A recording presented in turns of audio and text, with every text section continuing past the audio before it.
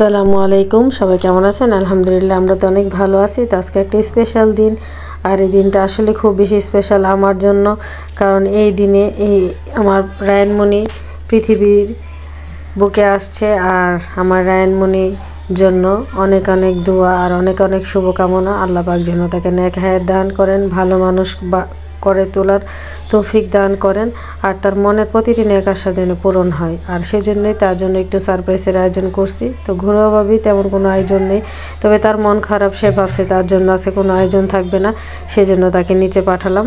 তো সে তার বাবার সাথে ঘরে ঢুকতেছে, তবে উইশ করতে করতে একটু লেট হয়ে গেছে, সেজন্য সে ভাবছে আজকে তার জন্য কোনো আয়োজন নেই। আর তার মুখের রিয়াকশন দেখেই হয়তো বুঝতে পারতেছেন তার মনটা আসলে অনেক খারাপ। তো অবশেষে তাকে একটু সারপ্রাইজ করার চেষ্টা করলাম। তো সে ভাবছে যে আজকে তাকে জন্মদিনে উইশ করব না। তো এখন আমরা তাকে একটু হ্যাপি করার চেষ্টা করতেছি। তো প্রথমে কেকটা কেটে নেক, তারপরে তার গিফটগুলো খুলে দেখবে, আর বরাবরের মতোই তার পছন্দের গিফটই তাকে দেওয়া হয়েছে। আর আসলে এই দিনটা উদযাপন করা ঠিক না, তারপরেও ছেলে মেয়েদের খুশির জন্য আসলে আমরা মা বাবারা তাদের স্পেশাল দিনটা আরেকটু স্পেশাল করার চেষ্টা করি।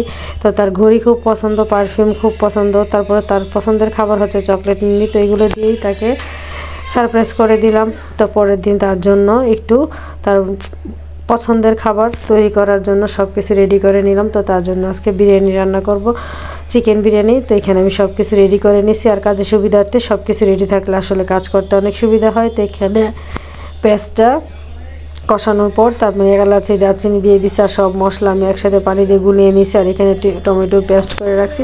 তো এগুলো ভালোভাবে কষানোর পর এখন আমি মাংসটা দিয়ে দিছি।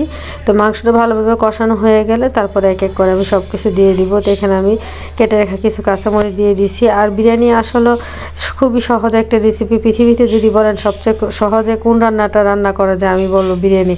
এটা কম বেশি সবাই পারে, যে বাবুর্চি সেও পারে, যে বাবুর্চি না যে রান্না করতে পারে সেও পারে, যে রান্না করতে পারে না সেও পারে। তো এর চেয়ে সহজ রেসিপি মনে হয় না আর কোনো কিছু আছে। তো এখানে আমি এখন সব কিছু দিয়ে চাল টাল দিয়ে একদম বসাই দিচ্ছি, আর এখানে আমি একটু গুঁড়ো দুধ দিয়ে দিচ্ছি।